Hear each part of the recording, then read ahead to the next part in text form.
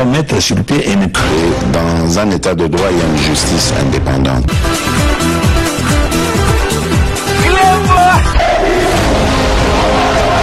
Ce n'est pas pour rien qu'il faut des conseils.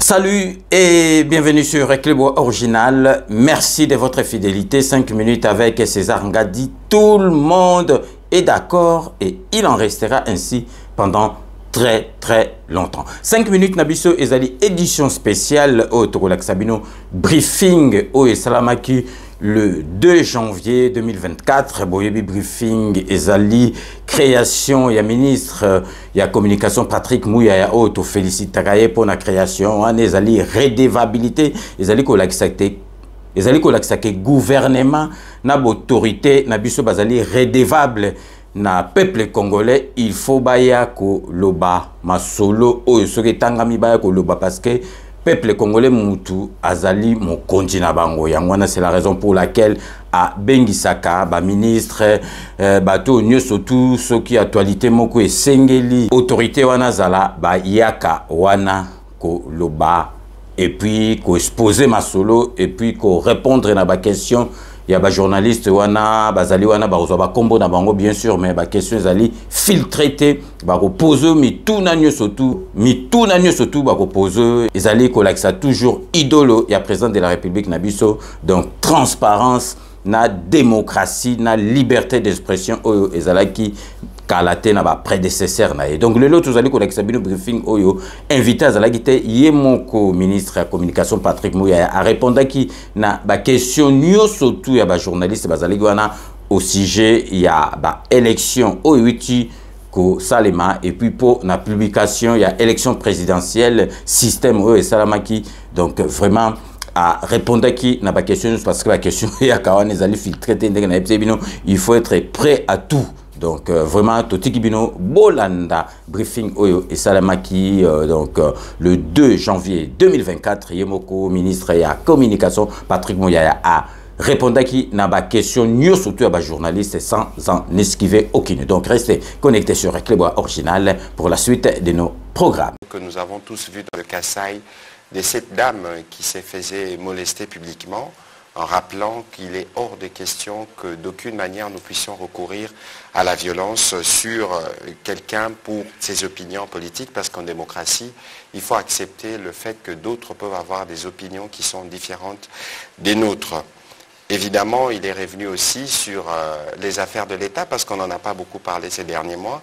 Peut-être que Jordan Maïniki n'y a suivi, comme il est très branché sur des questions économiques, le passage de la 5e revue du FMI et les fonds additionnels qui sont arrivés dans ces cadres. Le Premier ministre, chef du gouvernement, a eu aussi l'occasion au cours de ce Conseil de ministres de revenir évidemment, non pas pour féliciter les présidents, mais pour saluer la tenue de la campagne électorale qui s'est plutôt déroulée de la meilleure de manière avec toute cette mobilisation autour. Mais vous savez, vendredi dernier, nous étions tous en train de suivre ce qui se passait autour de Kadima, M. Kadima, au centre Bossolo, où nous suivions l'évolution de la publication partielle des résultats. Et ça nous donnait déjà plus ou moins une indication de ce qui est arrivé le 31 décembre dernier. Mais dans son intervention, le Premier ministre est revenu sur quelques points sur lesquels nous sommes penchés, nous les gouvernements. Vous savez que nous observons une période de crues et de fortes précipitations et que plusieurs parties du pays, en tout cas qui longent le fleuve Congo, même ici à Kinshasa, connaissent des crues qui occasionnent à certains endroits des inondations, des glissements de terrain qu'il y a eu dans les Kananga, dans le Kasaï central à Kananga principalement. C'est des sujets d'alerte sur lesquels le Premier ministre travaille plutôt régulièrement. Vous savez que la Cannes commence bientôt. C'est aussi un sujet sur lequel on s'est penché. Et dans les mêmes esprits, il y avait la question de l'approvisionnement en carburant dans la Tchopo en province orientale. Il y avait, le prix du carburant a été passé, je pense, à 20 000 francs. Aujourd'hui, il est à 6 000 francs. Parce qu'évidemment, autour du vice-premier ministre, ministre de l'économie, Vital Kamere, il y a eu un travail qui est étroit qui a été fait, notamment avec les pétroliers.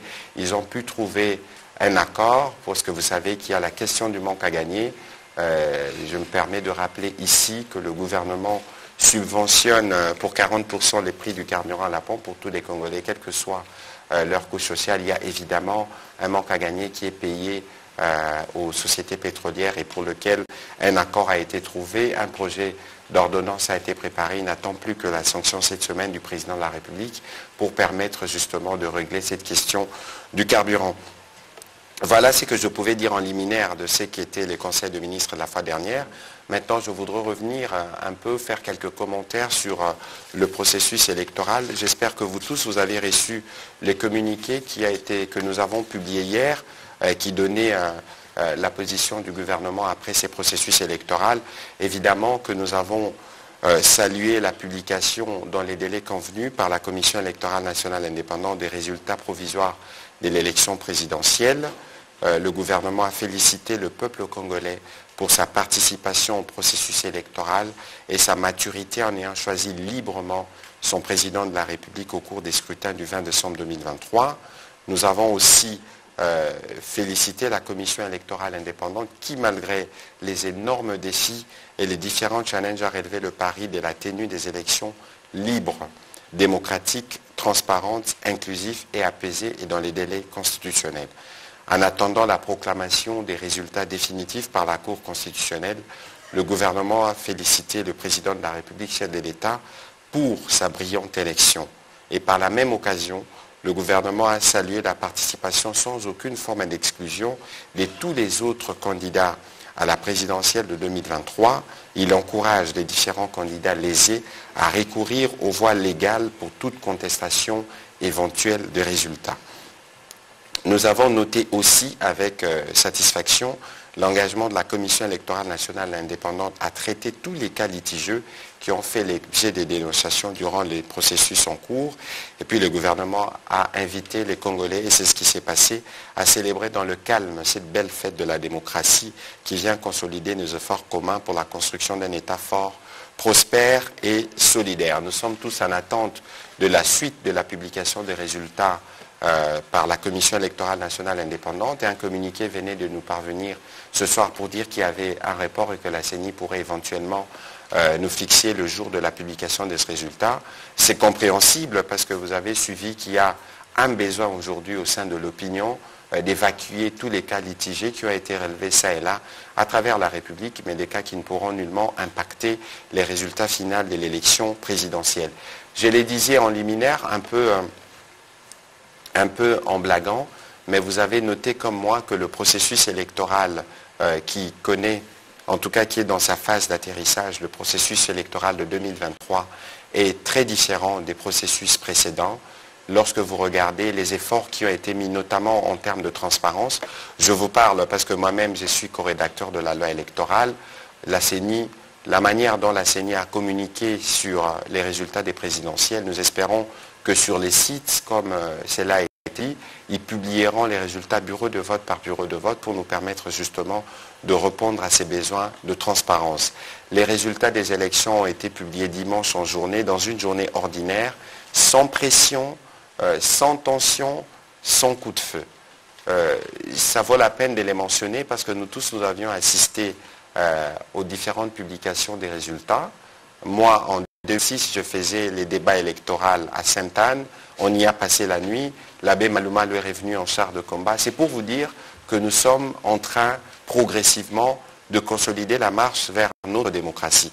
Évidemment, on ne peut pas relever le fait qu'il y a eu des difficultés, notamment d'ordre logistique, le fait qu'il y a eu des problèmes dans quelques coins de la République dus pour certains cas à l'incivisme de certains. Et c'est pour ça qu'on espère que la CENI pourra à son tour sanctionner. Mais vous avez vu qu'il y a eu une grande mobilisation, y compris de vous les médias, dans la couverture de cette campagne et de toute cette question électorale. Pour nous, comme gouvernement, nous sommes fiers d'avoir coécrit l'histoire avec toutes les parties prenantes de la CENI, l'histoire de cette élection qui consacre pour la première fois dans l'histoire un plébiscite, parce que le président de la République a été élu à 73%, Il a été élu par tous les Congolais de tous les 4 coins de la République démocratique du Congo. C'est un scrutin qui finalement avait des allures des référendums. Et nous encourageons ceux qui contestent à utiliser les voies légales justement pour nous permettre de faire croître notre démocratie, parce que le champion de la rue est connu, il s'appelle Félix-Antoine Tshisekedi Tshilombo. Toutes les rues de la République démocratique du Congo ont montré que c'était leur champion, et donc il est hors des questions de penser recourir à la rue pour obtenir ce que le peuple devait donner à travers les urnes. Et au terme justement de la journée du 31 décembre, où tous nous étions au QG de la team FATCHI20, où nous avons suivi la publication de ce résultat, le président de la République a eu l'occasion de dire ses premiers mots aux Congolais après sa réélection. Je vous invite à suivre cet extrait qui a été préparé par nos équipes techniques, et nous pourrons revenir évidemment pour la série de questions et des réponses. À celles et ceux de nos compatriotes qui n'ont, pour une raison ou pour une autre, pas porté leur choix sur ma personne, je tiens autant à les rassurer de l'exercice de leur droit le plus légitime qu'à les gratifier de mon respect quant à ceux, tout en rappelant que le chantier du Congo est grand et que du choc des idées jaillira la lumière. Réélu président de tous les Congolais et symbole de l'unité nationale, j'aimerais par ces mots vous rappeler, chères Congolaises et Congolais, qu'indépendamment de nos considérations et visions aussi distinctes qu'elles puissent être, que le Congo a besoin de la contribution de toutes ses filles et de tous ses fils. Voilà, président de tous les Congolais, parce que nous avons vu que certains ont voulu, dans la mauvaise interprétation des résultats de vote, considérer qu'il y a certains endroits où le président de la République n'a pas été élu. C'est totalement faux, parce que ce soir, au moment où je vous parle, le président de la République est le président de tous les Congolais, y compris des autres candidats qui contestent sa victoire ou qui pensent recourir à la rue. Et donc, le jeu démocratique a parlé, il faut que tout le monde puisse y souscrire. On va commencer cette série de questions avec M. Liévin de Solo.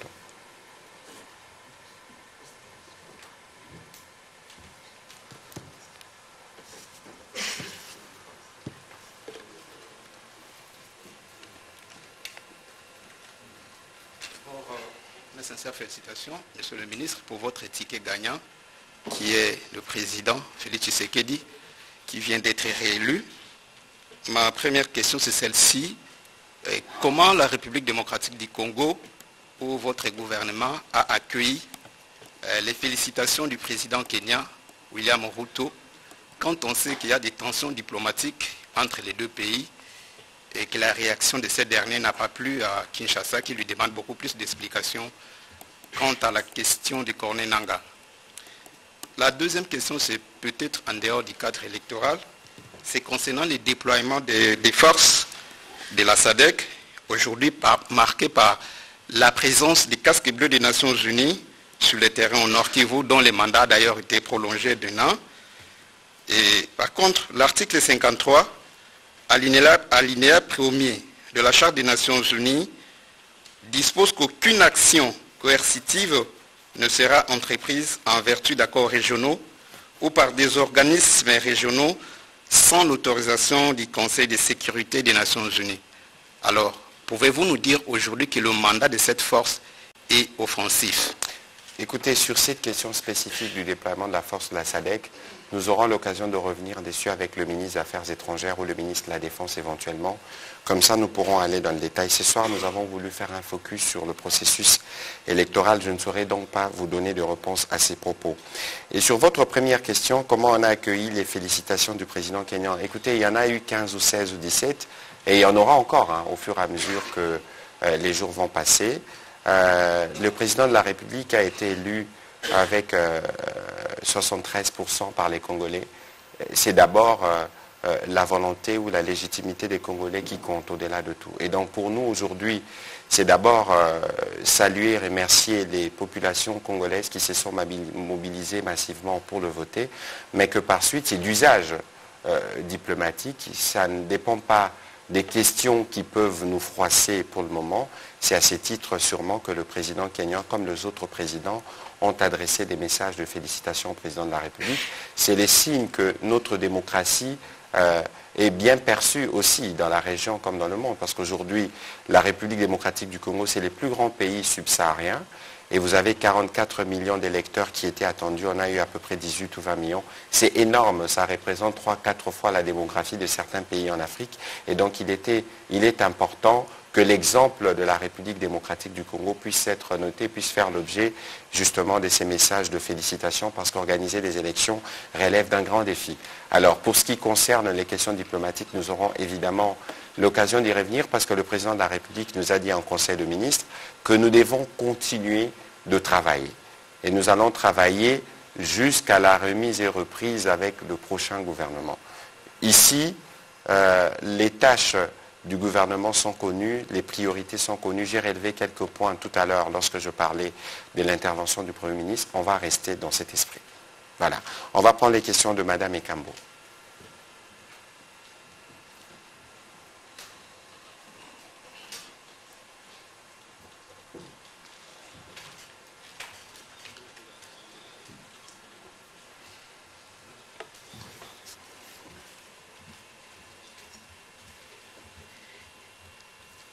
Merci, Excellence. Vous nous avez souhaité une heureuse année. Le bon sens veut que nous puissions vous le réciproquer. Merci. En tout cas, que ça soit aussi une très très bonne année pour vous. Merci. Ici, on a l'habitude de dire Patrick Mouyaya Azalaza.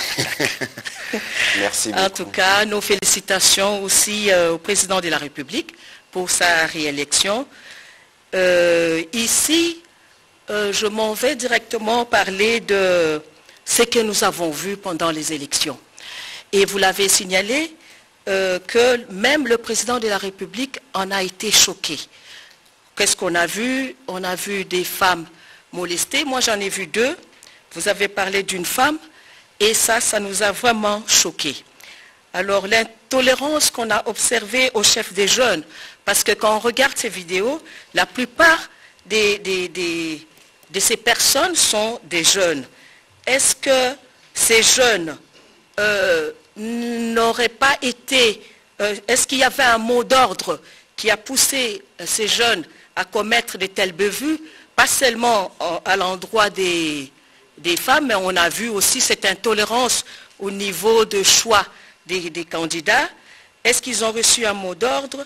Ou peut-être on peut attribuer ces comportements à une peut-être déchéance de la jeunesse. Civisme, c'est ce que nous avions dit tout à l'heure. Et si vous regardez le compte-rendu qui a été publié, le président de la République a été très très clair à ces sujets. Il est nullement question de donner une quelconque forme de mot d'ordre pour commettre des actes de violence et de tolérance. Nous savons tous que la période de la campagne électorale est une période qui est pleine des tensions. Je veux vous lire un extrait de ce qu'a dit le président de la République justement à ses propos. Il disait « de l'inadmissibilité des actes d'intolérance et des traitements dégradants envers les femmes ». Dans la conclusion de son propos, ayant fait le choix de la démocratie consacrée dans notre Constitution et compte tenu des implications qu'elle revêt, le président de la République a appelé le peuple congolais à garder à l'esprit l'importance du respect de droits fondamentaux dévolus à chacun de citoyens et à veiller à ce que la tolérance et les respects mutuels puissent toujours transcender les débats électoraux et politiques. Ici, c'est bien clair. J'ai eu le temps de le relever sans ambiguïté lorsque j'ai eu l'occasion de rencontrer vos confrères de la presse internationale, parce que certains d'entre eux ont été ciblés. Pascal Moulegua qui est avec nous, lui-même a été particulièrement touché par des cas de ce type. Il est hors des questions, et le président de la République a dit, et les services compétents sont en train de travailler dessus pour mettre la main sur ceux qui ont été derrière tous ces actes, en tout cas, qui ont été signalés. Donc ici, il faut qu'on comprenne qu'il est hors de question. On peut évidemment avoir, entre guillemets, des débats houleux lorsqu'il s'agit de présenter nos projets politiques, mais il est hors de question de manipuler les jeunes ou de recourir aux jeunes pour commettre des actes de violence, parce que c'est finalement ces petits actes de violence qui peuvent faire les lits de ceux qui pensent ou de ceux qui disent d'ailleurs injustement qu'il y avait un chaos en République démocratique du Congo le jour du vote. Voilà, on va prendre la question de M. Patrick Lacou et puis ce sera Pascal Moulegua.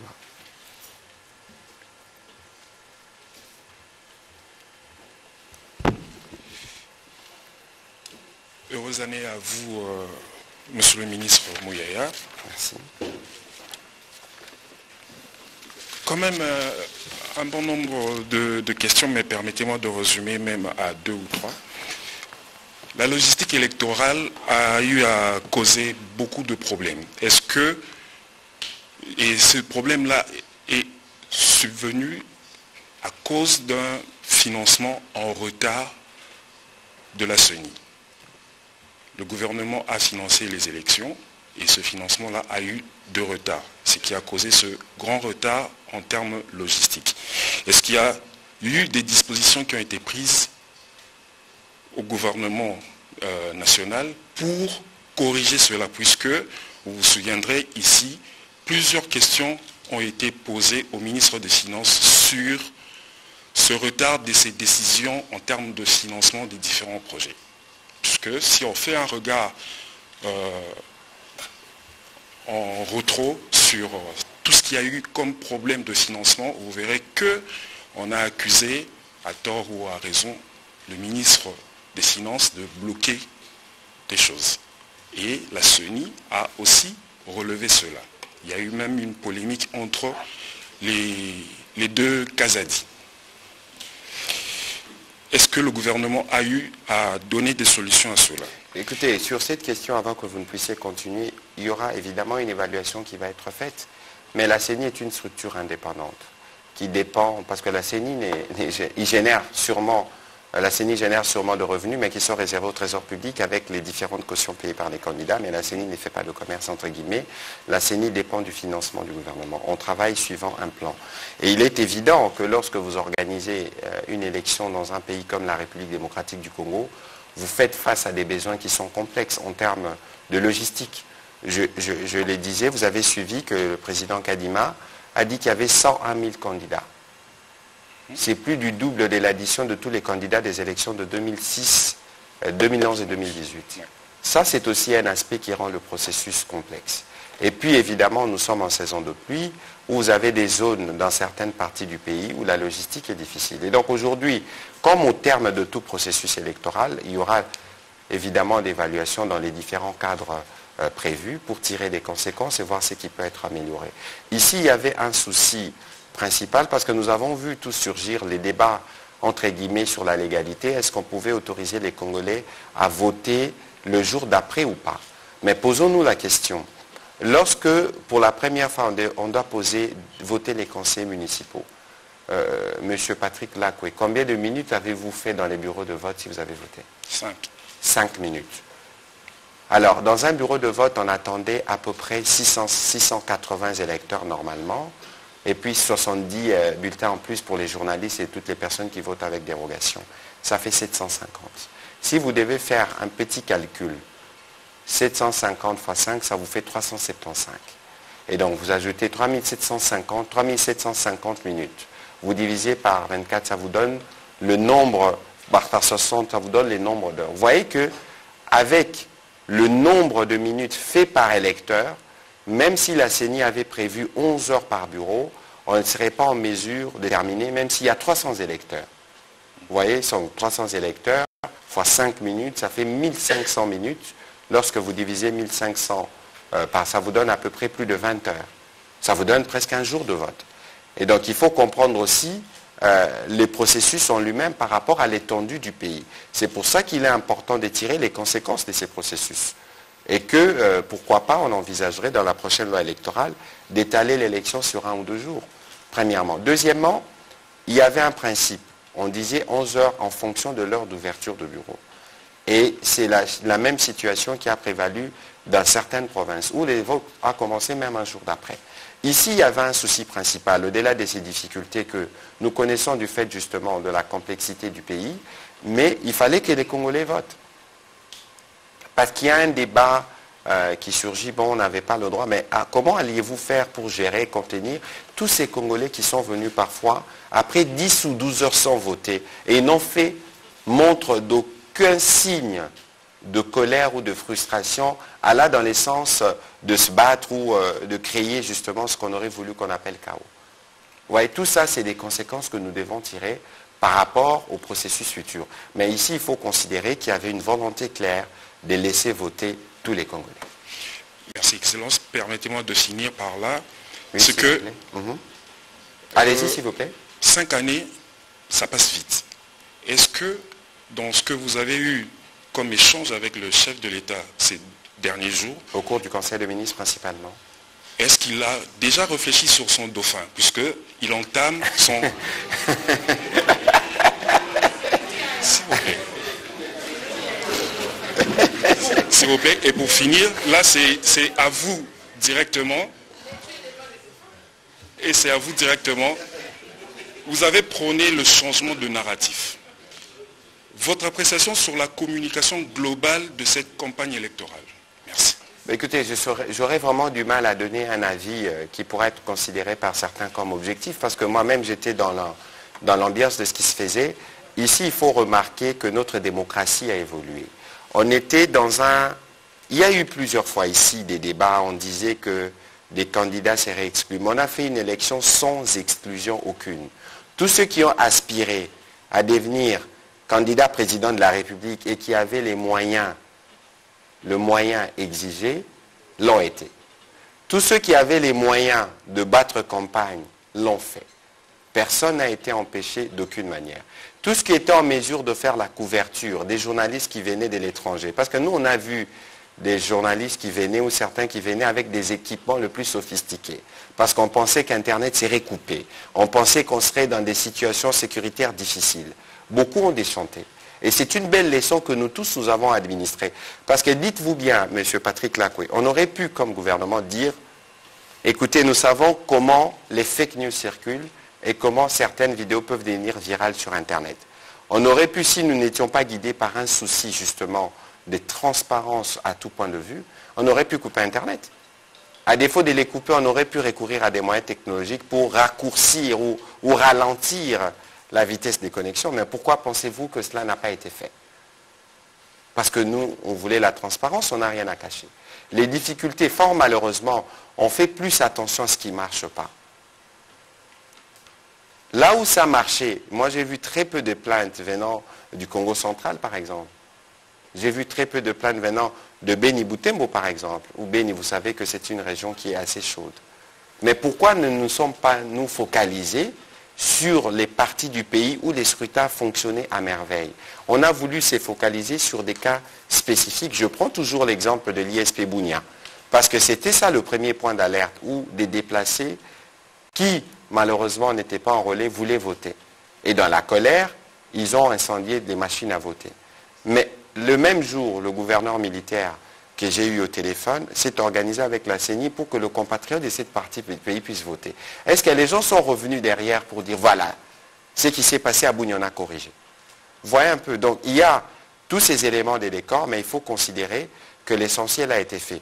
Pour ce qui concerne votre première question, écoutez, il faudra poser la question au président de la République, sûrement, mais ici, le président nous a dit que nous, comme gouvernement, on doit s'assurer que nous travaillons encore avec plus d'assiduité pour éviter de donner des signaux, comme certains peuvent le penser, des relâchements, et d'autres pensent, bon, un gouvernement démissionnaire, peut-être que certaines personnes sont pressées de nous voir partir, mais évidemment, nous partirons le moment venu. Il y a eu des élections, on attendra qu'il y ait le bureau, la publication d'abord des résultats provisoires des élections législatives. Après la publication des résultats des élections législatives, il y aura sûrement plus tard une convocation d'une session extraordinaire à l'Assemblée nationale. Et puis, il ne faut pas oublier que le Parlement, au sein duquel le gouvernement tire ses racines, est composé de l'Assemblée nationale et du Sénat. Peut-être qu'il faudra parachever tous ces processus. Mais quoi qu'il en soit, notre détermination autour du président de la République reste la même, de travailler dans l'urgence et dans la diligence pour répondre aux préoccupations des Congolais. On va prendre les questions de M. Pascal Moulegua. Monsieur le ministre, vous nous parlez des succès du processus électoral. mais cet après-midi, la CENI a annoncé les reports de la publication des résultats provisoires des législatives nationales et provinciales. C'est quand même le tout premier report depuis le début de ce processus électoral. Tout à fait. Ce qui n'a pas été le cas pour les résultats à la présidentielle. Surprise pour ceux qui pensaient que les résultats publiés provenaient quand même d'une compilation. Cette décision de la CENI est-elle de nature, monsieur le ministre, à rassurer les parties prenantes dans un climat où il y a des soupçons mutuels des fraudes massives? Deuxième question, l'Union européenne a galéré pendant plusieurs mois pour faire accréditer son ambassadeur ici en RDC. C'était durant la période préélectorale, on se rappelle même en 2018, il y a toujours des tensions entre Kinshasa et Bruxelles à la veille des élections. Et subitement, après la publication des résultats, c'est avant midi, le VPM des Affaires étrangères a reçu la copie, l'accréditation de cet ambassadeur. Qu'est-ce qui justifierait en fait ces temps morts, 3-4 mois pour accréditer un ambassadeur? Bon, tout à l'heure, je vous ai dit que le VPM viendrait ici pour parler notamment de questions de la SADC. Ce sera peut-être l'occasion pour lui de donner des réponses à ses propos, parce qu'il y a toujours un processus d'accréditation qui suit son cours. Je n'ai pas été au détail de fait de ce qui concerne cet ambassadeur de l'Union européenne. Mais vous savez que l'Union européenne est une institution partenaire. Il n'y a pas un mois, et d'ailleurs, il n'y a pas 1 ou 2 mois, le Premier ministre était parti avec plusieurs collègues du gouvernement participer à une grande conférence de l'Union européenne. Il y représentait les présidents de la République. Donc il n'y a pas des nuages entre nous et l'Union européenne. Il peut y avoir des questions, notamment lorsqu'il s'était agi du déploiement de la mission d'observation. Il y a des questions, des détails qui doivent être fixés avec des services. Et lorsque ces détails ne se font pas ou ne se font pas dans le temps convenu, ça peut avoir des conséquences, mais il y a, à mon avis, pas de matière à dramatiser sur toutes ces choses. Alors, vous parlez de fraude massive, encore qu'il faut être en mesure de le prouver. Et j'apprécie justement ce que vous dites, parce que c'est la preuve que vous suivez avec nous, qu'au-delà de toute polémique et de tout ce qui se dit, la Commission électorale nationale indépendante a travaillé un peu comme Mme Bintou l'avait dit sur ces mêmes podiums, que toutes les étapes prévues par la CENI ont été respectées.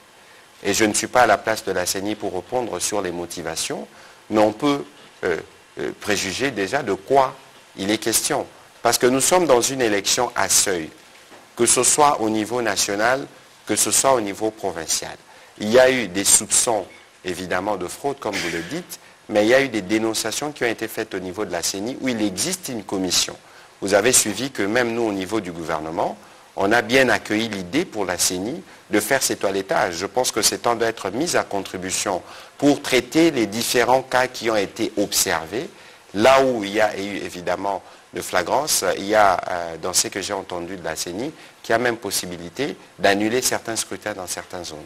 Alors ici, tout ce dont nous parlons là n'aura pas d'incidence sur l'élection du président. Parce que l'élection du président, je disais tout à l'heure que c'était un plébiscite, il est à 13 millions de voix, lorsque son poursuivant est à 3 millions. Et donc, nous tous, nous avons noté la dynamique qu'il y avait ces 20 décembre. Il y avait comme une forme de Fachimania à travers les Congos.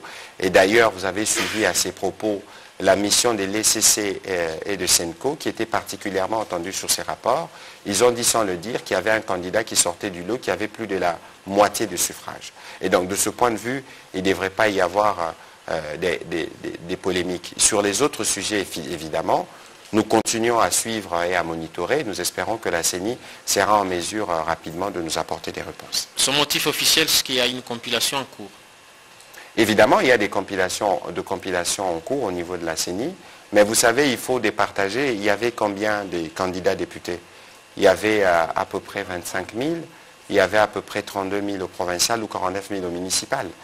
Mais tout ça, c'est compliqué parce qu'il faut prendre le 1 de tout le monde, de tous ceux qui ont pu avoir une voix, parce que c'était important, une voix dans un bureau, et réussir à dégager les partis qui auront atteint les seuils au niveau national, au niveau provincial, ensuite voir comment on fait l'attribution des sièges. Il y a des génies sans doute qui travaillent à la CENI, nous espérons que dans les meilleurs délais, ils publieront les résultats. Merci, on va prendre Dadi Songos et puis ce sera Jacques Moulouba.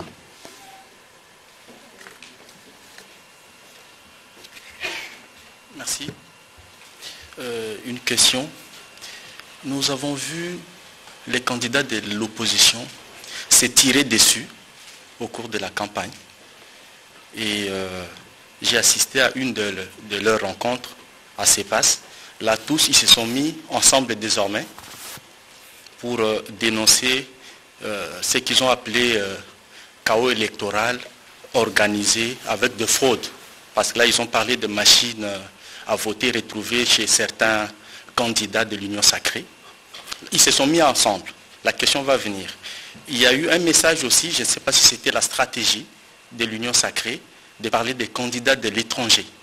Et nous avons constaté que ça a apporté un plus dans l'élection du président Félix Tshisekedi.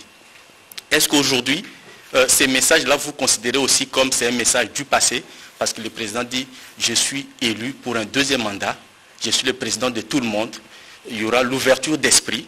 Est-ce que c'était une stratégie en parlant de candidats de l'étranger ou c'est un message qui doit rester comme ça dans la tête des Congolais? Merci. Bon, écoutez, il y a deux dimensions dans votre question. La dernière dimension, on ne va pas revenir sur la période de campagne électorale. La campagne électorale est largement dépassée. Et vous savez, dans la campagne électorale, chacun venait avec sa stratégie et sa ligne. Et le président de la République a tenu la ligne, pas seulement celle-là, ça c'est ce que vous avez voulu retenir. Mais moi j'étais à Lubumbashi où le président a déroulé, lorsqu'il a parlé du FOGEC, il a parlé du travail de l'RSP, il a parlé du travail qui doit se faire dans l'agriculture, il a parlé d'éducation, il a parlé du passage de la gratuité au secondaire, il a parlé de plein de choses. C'est l'aspect sûrement polémique qui vous a le plus retenu. Nous on considère qu'aujourd'hui c'est passé et que le président de la République est le président de tout le Congolais. Et les Congolais l'ont d'ailleurs massivement voté pour en faire la démonstration. Alors, vous dites que les candidats de l'opposition se mettent ensemble. Peut-être qu'ils auraient pu se donner une chance, en guillemets, parce que moi, je l'ai dit, j'avais eu une séance de travail avec le groupe d'études sur les Congos et Bouteli, où nous parlions justement de ces processus électoraux. Je leur avais dit que les opposants, unis ou pas, on va le battre. C'était évident lorsque vous regardez ce qu'a été la campagne électorale, parce que s'il faut faire une petite comptabilité, additionner les nombres de meetings faits par le candidat Katumbi ou le candidat Fayulu et tous les autres candidats et comparez-le au nombre de meetings tenus par le président de la République. Vous allez voir que c'est lui qui a rencontré les plus grands nombres de Congolais. C'est lui qui a fait le plus de meetings. Et donc les résultats reflètent un peu aussi ce qu'a été la grande dynamique de la campagne qui était autour du candidat numéro 20. Il a fait une campagne avec de relais. Nous, on était à Kinshasa, Vital Kamerhe était dans le sud Kivu, Jean-Pierre Bemba était dans l'Équateur, le Premier ministre Sama Lukonde était dans les Grands Katanga, pendant que le président lui-même faisait tomber les terres du Kivu. C'est pour vous donner une indication de comment la campagne a été pensée autour de la machine. Et donc aujourd'hui, les opposants se rassemblent. Mais c'est très bien qu'ils se rassemblent. Alors j'espère qu'ils rassemblent aussi chacun les PV. Parce que la contestation électorale devant la Cour constitutionnelle doit se faire sur base des éléments. Et les éléments qui peuvent, eux, présenter pour contredire les résultats publiés par la CENI sont les PV. J'espère justement qu'ils ont pu mutualiser leurs efforts de ce point de vue-là pour amener.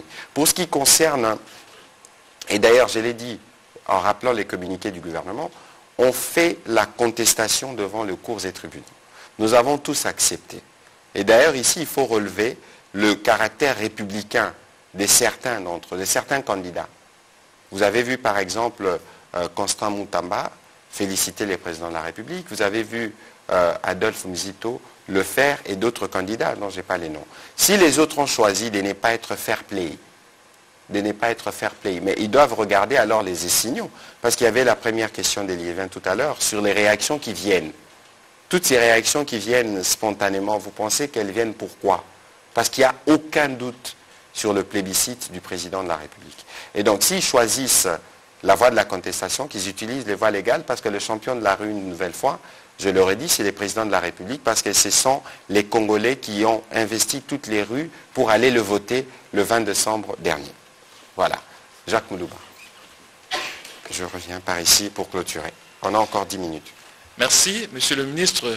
Je peux m'auto-proclamer porte-parole des confrères ici pour vous remercier pour ce que vous avez fait en toute intimité et je ne vais pas dévoiler ici. Merci. Alors, la question, vous venez d'évoquer la question, Monsieur le Ministre. Ce matin, nous avons suivi quelques candidats présidents de la République qui font l'opposition aujourd'hui, qualifiés de simulacre d'élection, ce qui a été fait le 20. Et donc, ils ne vont pas saisir la Cour constitutionnelle en contentieux électoraux, ils préfèrent faire tourner la rue. Vous avez évoqué tout à l'heure, et aussitôt, d'aucuns pensent que ce briefing, ça serait peut-être une réponse du berger à la bergère par rapport à ce qu'ils ont annoncé. Alors la question arrive, quelle est la stratégie mise en place par le gouvernement pour contenir la rue? Puisque vous dites que la rue, ce n'est pas le monopole. Alors, le gouvernement va faire quoi exactement pour contenir? Tout à l'heure, cher Jacques, d'abord, merci pour ce que vous avez dit tout à l'heure. Ça, c'est la cuisine interne. Et d'ailleurs, bientôt, je pense qu'on va organiser une cérémonie d'échange de vœux pour être sûr que nous avons consolidé nos liens. Alors, d'abord, ces briefings, c'est un briefing hebdomadaire. C'est dans notre tradition.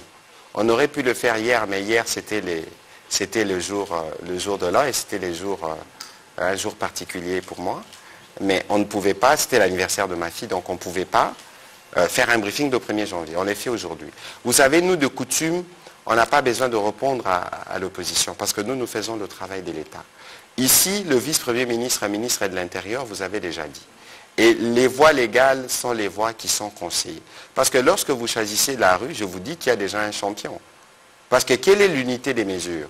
J'espère que la RTGA, qui est vue à travers la RDC, a couvert des scènes de liesse qu'il y avait dans tout le Congo.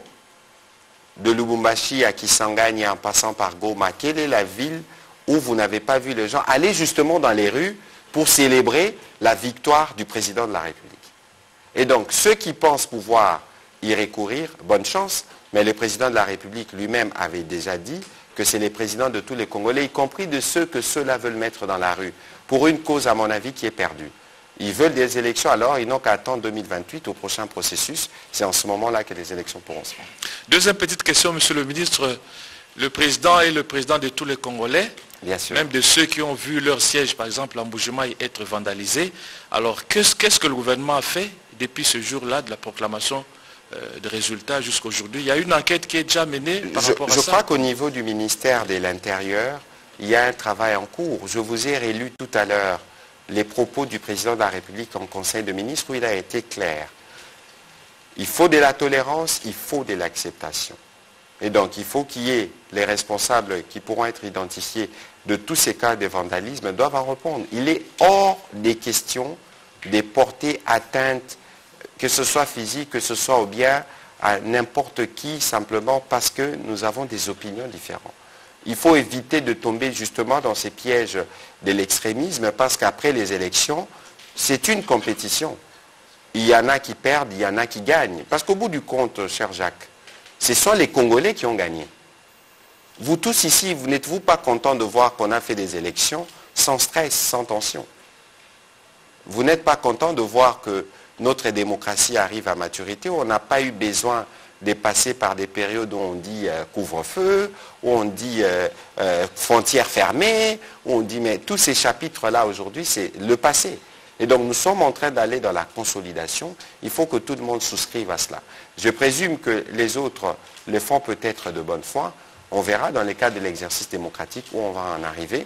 Mais nous considérons que nous avons du travail à faire pour les Congolais. On va s'y activer. On va prendre la question de Rachel Kitita, puis ce sera Enoch Matondo.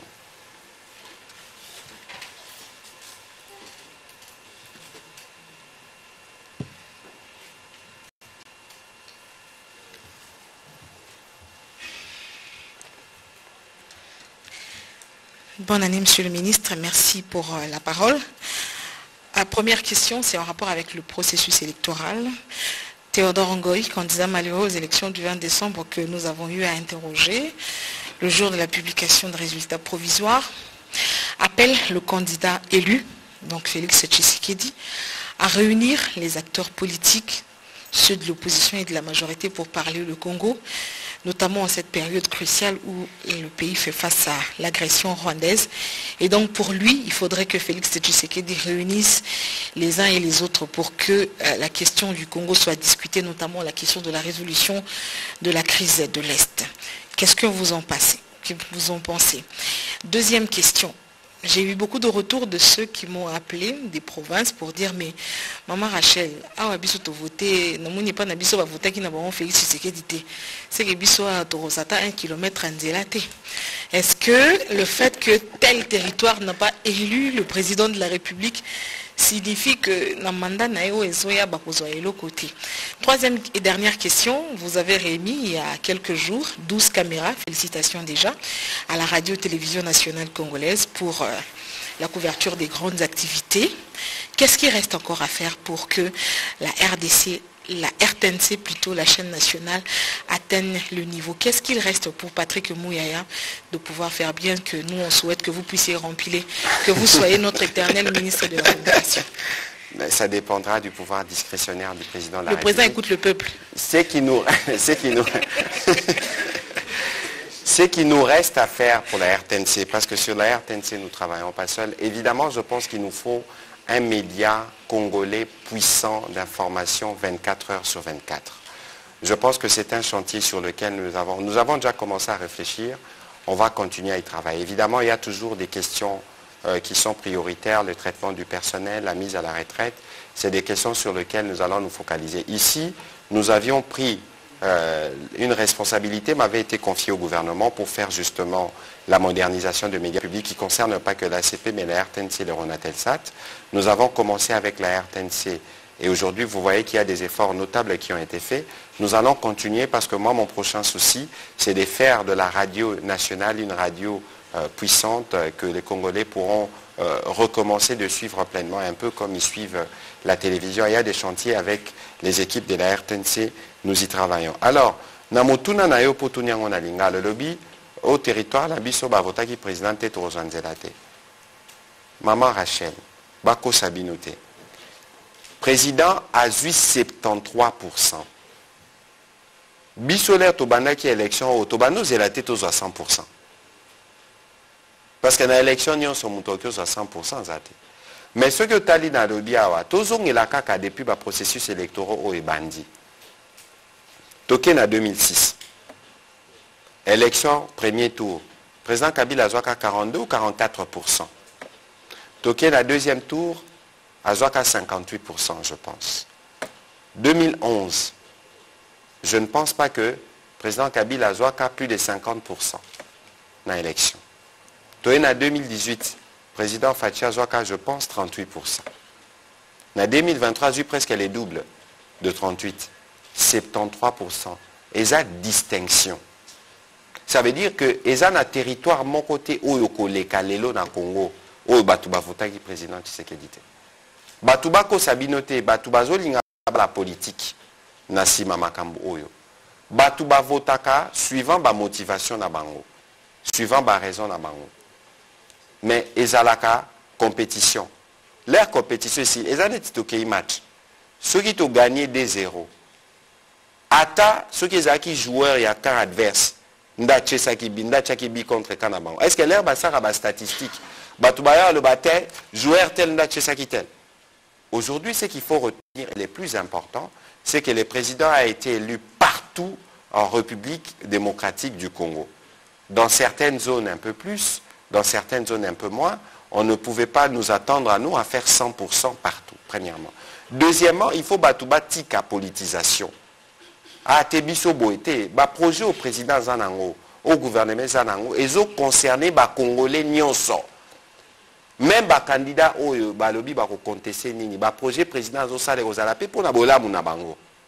Parce que le président a président ba Congolais nyonso à l'obaki il faut batu nyonso batika la philosophie, pe na esprit wana. Na sisi mituna na yo tout skala na mutuna moko. De côté donc le lobby pour ça la présidence. Bon, Oana, c'est le président de la République qui va apprécier à son niveau, c'est le président de tous les Congolais, c'est le président qui prend l'unité, c'est lui qui décidera les moments venus s'il doit parler à d'autres compatriotes. Marosolana Bangote, parce que être candidat de la président de la République ne vous confère pas un statut particulier. Encore Petoki Otala, Nanya Zwagi combien de voix? Un jour, je disais, j'ai rigolé pendant la campagne électorale, que c'était une addition des zéros. Les gens se sont moqués de moi, entre guillemets. Après, au bout du décompte, vous avez vu qu'il y a eu quoi? On ne va pas rentrer là-dedans. Mais être candidat de la présidente de la République ne vous confère pas un statut particulier. Ce qui fait valoir les candidats, c'est l'adhésion des Congolais.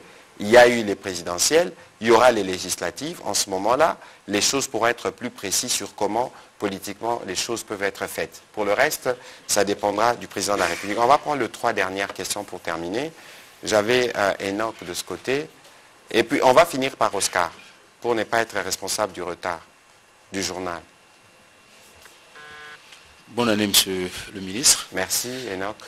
Ma première préoccupation est celle de savoir, il y a ceci, le président Tshisekedi a été réélu, mais il y a eu une conséquence. Après la proclamation, Corneille Nangaa a dit qu'ils vont faire parler les armes jusqu'à Kinshasa. Quelle est la position du gouvernement par rapport à cette vidéo de Corneille Nangaa qui est devenue virale depuis déjà quelques jours?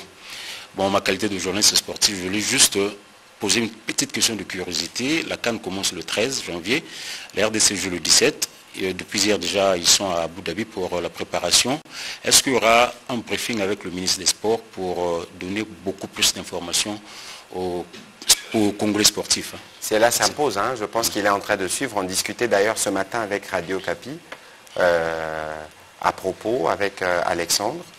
Nous, on s'organise pour que la RTNC puisse être en mesure, comme de coutume, de diffuser les matchs. Et je vous ai dit tout à l'heure, dans le point d'alerte sur lequel le Premier ministre s'épanche, il y a aussi les points de la préparation des léopards à cette compétition. Donc, nous ferons de notre mieux pour que nous puissions avoir une meilleure bonne participation. Pour votre première question, les chiens à bois, la caravane passe. Nous savons dans quel type de réforme nous sommes pour notre armée, dans quel type d'effort nous sommes au plan diplomatique. Quoi qu'il en soit, le président de la République avait déjà prévenu, vous l'avez suivi le jour de la fin de la campagne. Et, évidemment, ceux qui veulent s'aventurer, ils auront leur réponse. Jordan Maïnikini. Oscar, c'était la question, ok. Oscar, on va terminer avec vous. Pour les autres questions, on prendra le prochain briefing. Ou Amen, qui vient pour la première fois. Vous pouvez, Amen, prenez la question de Joël Cadet, vous allez la poser avec la vôtre, s'il vous plaît. Comme ça, on va terminer.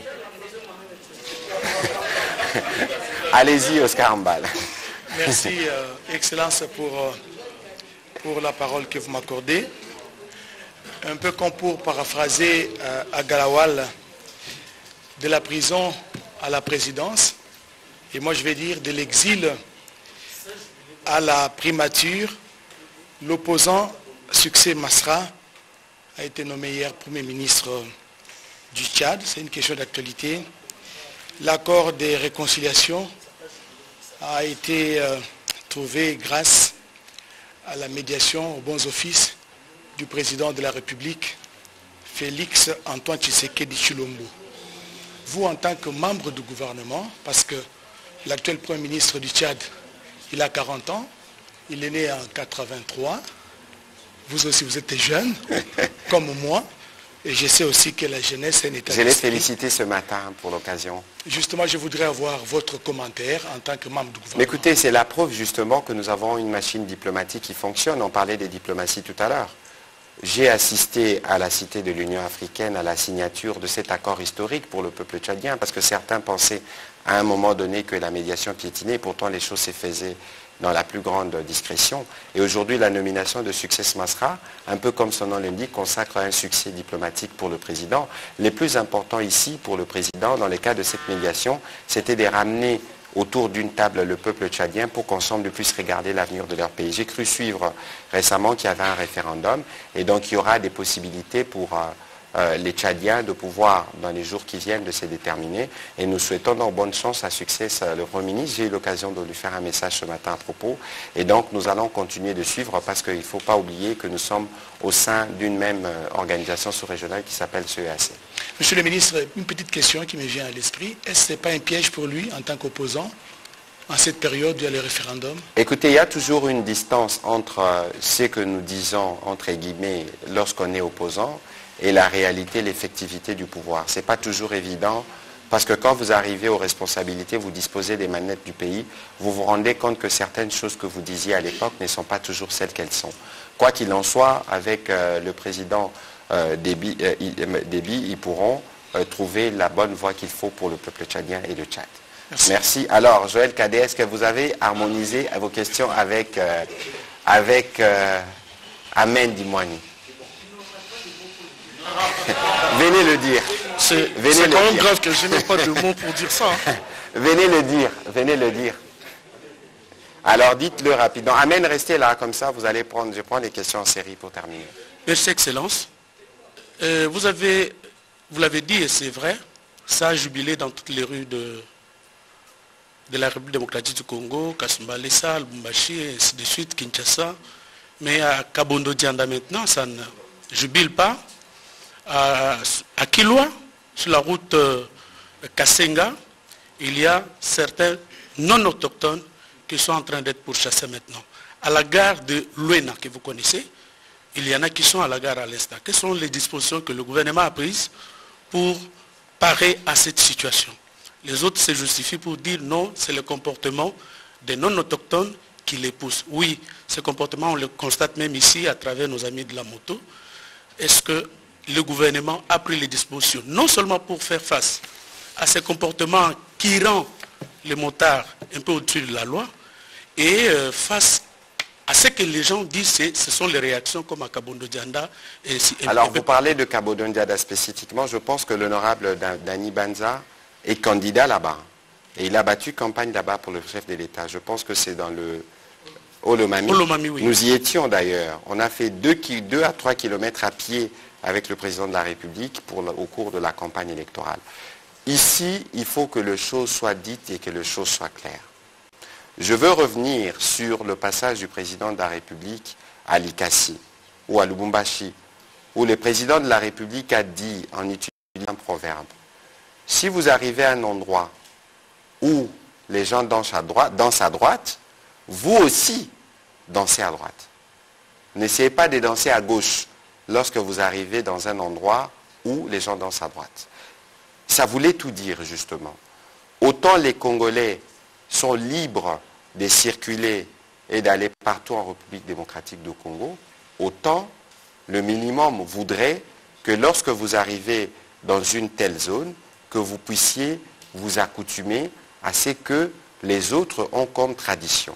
C'est l'essence du message que le président de la République a porté, justement parce qu'il y a ceux qui veulent profiter de ces climats pour réveiller des sentiments, entre guillemets, sécessionnistes. Le Congo est un, et il restera un après cette élection. Le président de la République, nous avons été dans toutes les parties que vous avez, dont certains ont été mentionnés ici dans les Grands Katanga. Nous savons qu'il y a des personnes qui veulent tirer de ficelle parce que malheureusement politiquement ils n'ont pas réussi le combat électoral, mais ici il y a une mise en garde qui a été faite. Le ministre de l'Intérieur, le vice-premier ministre, a séjourné d'ailleurs le jour où nous faisions les briefings avec lui ici, c'est le jour où il partait en tournée dans le Grand Katanga pour essayer de discuter avec les autorités et prendre des dispositions pour contenir justement ceux qui de mauvaise foi pensent pouvoir surfer sur des questions qui peuvent être réglées différemment pour atteindre leur fin politique. Ici, c'est une exhortation qui est faite à tout le monde. Le président de la République lui-même l'a dit, c'est le président de tout le monde. Et j'ai dit tout à l'heure en répondant à la question de Mme Rachel qu'il n'y a aucun coin du territoire national qui sera oublié. Lorsque nous étions à Kamina, le président de la République a parlé du désenclavement. Il y a des engins, des tracteurs qui sont déjà arrivés et qui travaillent. Pensez-vous que ce travail-là va s'arrêter? Ou vous pensez que le travail qui a commencé dans tous les territoires dans le pays vont s'arrêter simplement parce qu'il y a des gens qui veulent faire croire que le président n'a pas été voté là-bas, entre guillemets? Non. Ici, c'est une mise en garde sévère contre ceux qui veulent s'aimer la division. Ici, il y a un principe, tout le monde doit s'aligner sur la tradition ou sur les coutumes d'où vous allez, suivant la recommandation qui avait été faite par le président de la République. De toute évidence, le ministre de l'Intérieur et ses services, ainsi que les gouverneurs de province, sont vigilants sur ces questions. S'il y a du nouveau, on pourra venir évidemment vous donner, mais ici, il faut que tout le monde le sache, que la République démocratique du Congo doit rester une et indivisible, et le président de la République qui est le garant du bon fonctionnement des institutions et de toutes ces questions, s'en assurera personnellement chaque fois que cela sera de besoin. Une seule requête, Excellence. Voulez-vous nous amener, c'est la requête d'ailleurs posée dans le groupe à notre ami Jessie, si vous pouvez nous amener le chef de l'État aussi dans le cadre de ce briefing, comme ça peut passer. Plaît, je ne suis pas concerné par ce que Jacques a dit. Le président de la République avait déjà marqué son accord une fois. Malheureusement, son agenda était compliqué. Les moments venus, nous pourrons convenir avec ses services si le président doit répondre à des questions. Vous avez vu qu'il a terminé sa campagne électorale en répondant à des questions sur Top Congo. Ça veut dire que le président de la République n'a rien à craindre, rien à cacher et il est prêt à tout moment pour répondre à son devoir de redevabilité pour dire aux Congolais ce que nous faisons et cela se fera dans les formes qui seront convenues. Amen, on termine par vous, s'il vous plaît. Monsieur le ministre, merci beaucoup. Une question, monsieur le ministre. Quand est-ce que dans ces pays, l'opposition pourra manifester sans qu'il y ait forte répression, monsieur le ministre? Ça qui est? Sans qu'il y ait forte répression. Qu'entendez-vous par forte répression, justement? Parce que lorsque vous dites vous allez manifester, nous avions tous vu les événements de mai de l'année dernière, où il y a des enfants qui ont été mis sur la ligne des fronts, utilisant des armes blanches contre la police. Quelle réponse vous voulez avoir lorsque vous pensez qu'une manifestation qui est censée au départ être pacifique, mais qui cache une violence qui était planifiée? Qu'est-ce que vous souhaitez avoir? On a vu aussi la réaction de la police, très brutale. Qu'est-ce que vous souhaitez avoir? Ce que je veux vous dire, ce n'est pas une confidence, mais on n'y fait pas très attention. On appelle la police, en d'autres termes, force de l'ordre. Malheureusement, lorsque vous faites intervenir la force, il y a des risques que ça casse. Surtout si en face, vous avez des gens qui sont violents. C'est pour ça que nous lançons, nous, cette exhortation, nous disons à ceux qui veulent contester d'utiliser les voies légales.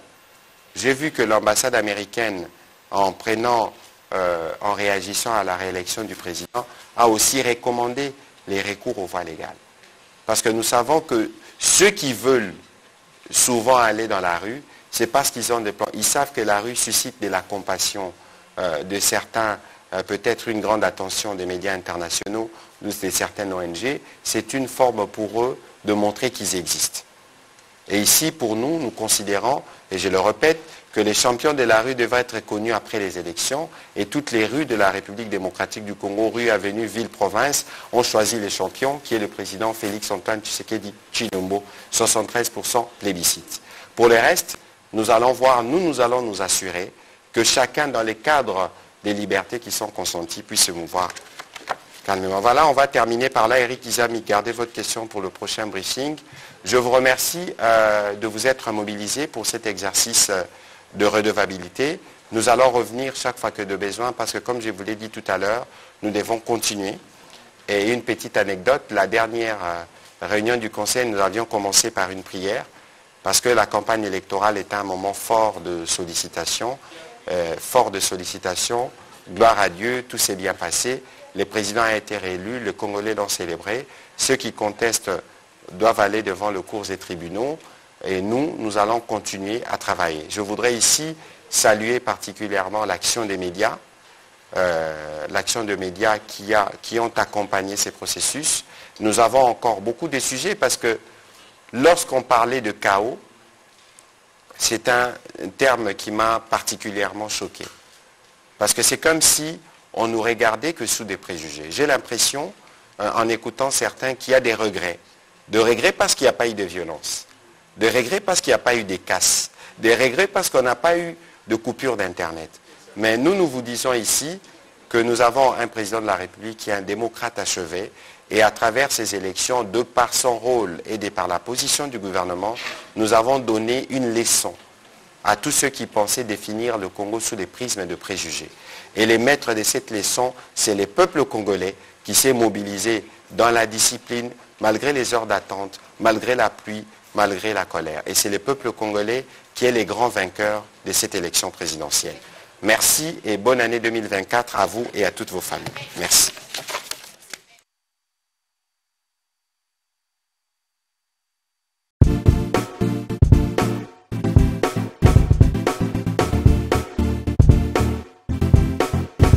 On doit mettre sur pied une créer dans un état de droit et une justice indépendante.